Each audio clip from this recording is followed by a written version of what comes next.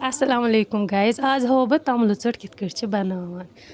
परान जमान ٲسۍ बनावान तमल ژट मान ژٕ खेवान समोवारस मज बरान चाय पत्त ٲسۍ खेवान ओस लगान मज़ तत्त आज छ बरान केटलन न छ लगान मज़ न छ लगान किया गोड छ अस रलावान यिथ पट ओट मकलावान छ ओट बनायित पत्त छ अस त्रावान आसान त्रावण ताई पेट यह ژोट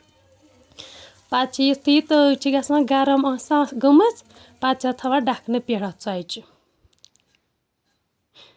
वह थोक अस ढकन पेट मज गसान 5-10 मिनट अथ छ आसान यह ढकन थोद तुलन पत्त आसान वुचन आया पत्त आसान बेक साइड थवण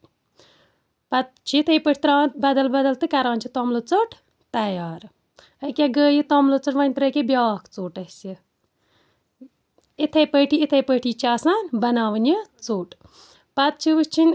बरन आसान समोवारस चाय वाय असल पटन आसान छी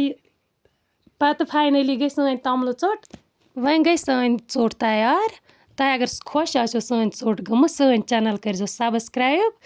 तो बे करो लाइक शेयर कमेंट करो तो यह खुदाई थो तह तह खुश अस तह खुश सारनी थन खुश।